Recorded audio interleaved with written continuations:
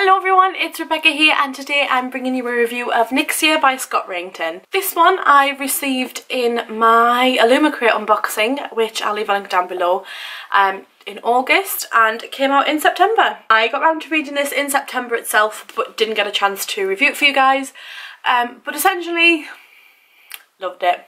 So NYXIA follows 10 individuals who all have something in common, which is they come from poor backgrounds or they come from backgrounds where they strive for money. These 10 people are sort of thrown together and said, right, we've chosen you to go to space and harvest NYXIA. Now NYXIA is like this sort of substance that you can only mine on an alien planet, which the humans want to mine to better their lives. So we follow Emmett, who is the main character in this novel, as he decides to go for this. He's approached, which makes it sound really creepy, but he's approached and said, look, we know your situation, would you like to come to space? Essentially. You could get loads of money and there's like no strings attached. Except there is. Yeah, we follow Emmett as he meets with a bunch of other people who are going to space to harvest NYXIA.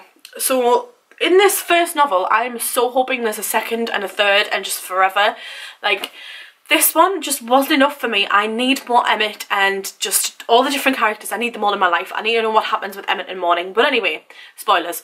So I'm going to try and keep this spoiler free as much as I can. But yeah, that's the general gist of it. So Emmett gets chosen with 9 other people to go to space to harvest NYXIA, as I've already said.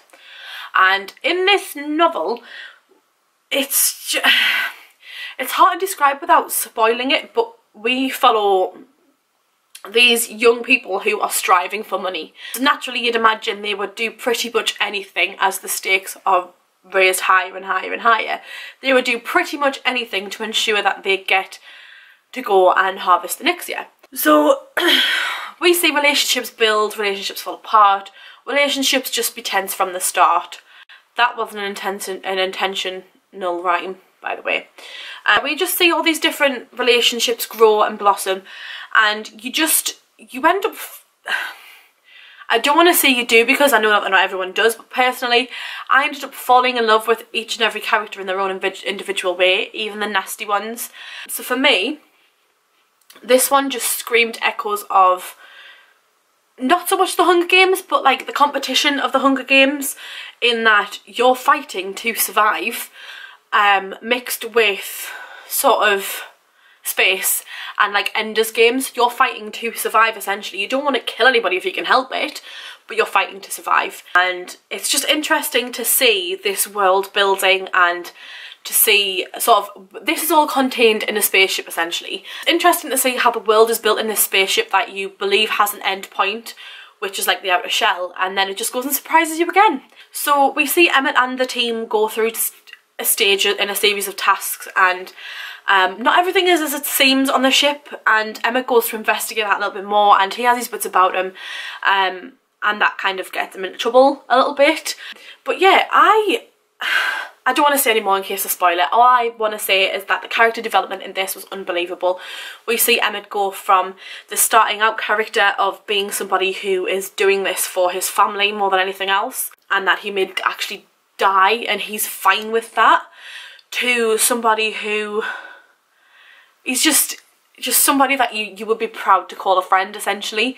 And yeah, as I said, I absolutely loved each and every character. Like, each individual character had their own bit about them that I actually liked, and that for me is very rare in a book. So for example, let's take Harry Potter.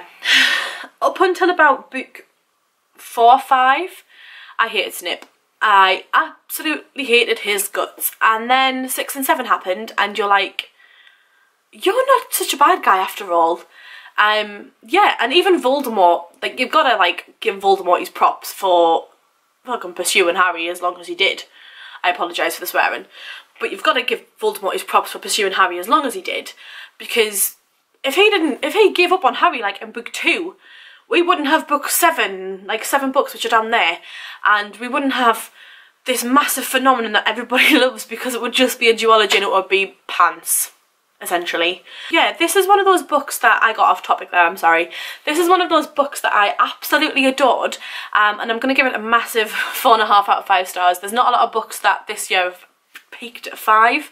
The only reason I'm not giving it 5 is because I need to know if there's a sequel, and I don't know if there is. So if anybody knows there's a sequel, let me know down below, because I need that. I need it now. I don't care if you haven't started writing it yet, Scott REIGNTON, I need it now. It's just, I absolutely loved it. But yeah, as I said, overall I give this 4.5 out of 5 stars. I'll leave a link down below to the blog post if I've already written it yet. But I'll leave a link to the blog post down below, and I'll also leave a link to places where you can purchase the novel, so you can buy it for yourself and have a read and absolutely fall in love with it, hopefully too. But thank you all so much for watching. That's my very short review, or rambly review, of NYXIA. But thank you all so much for watching, and I'll see you all soon with another video. Bye!